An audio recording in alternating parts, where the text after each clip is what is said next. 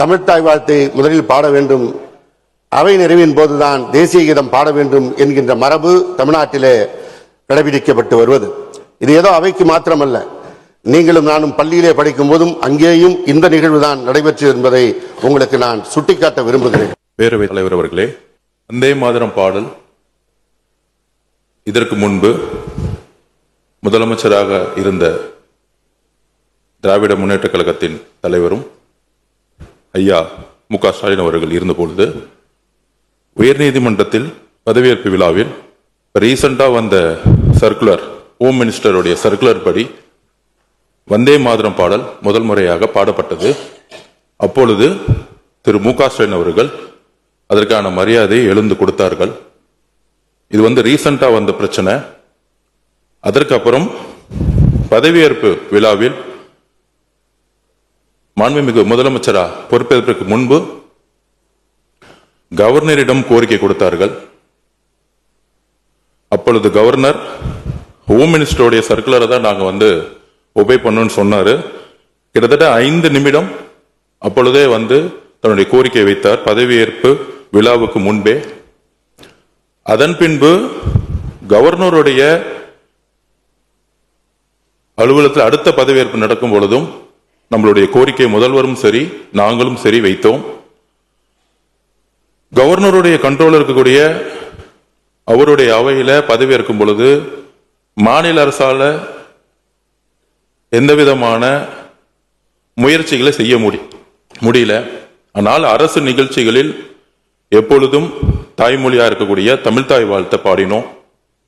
அதே மாதிரி இன்றைக்கு மாண்புமிகு முதலமைச்சர் அவர்கள் முதல் சட்டசபை கூட்டத்தில் பேரவைத் தலைவர் அவர்கள் இங்கு தலைமை இருக்கக்கூடிய அவையில கவர்னருடைய கோரிக்கைகளை முதலில் வந்தே மாதரம் பாடணும் சொல்லும் பொழுதும் சரி, அதில் முதலமைச்சர் உறுதியாக நின்று பேரவைத் தலைவர்களிடம் உறுதியாக பேசி எங்களுடைய கருத்துக்களை கவர்னரிடம் உறுதியாக கூறி பேரறிஞர் அண்ணா உருவாக்கிய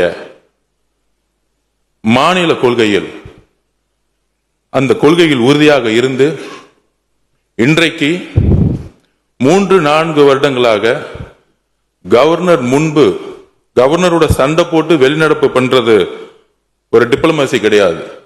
எந்த கவர்னர் புறக்கணிக்கப்பட்டாரோ அதே கவர்னர் முன்பு தமிழ் தாய் வாழ்த்து பாடப்பட்டது.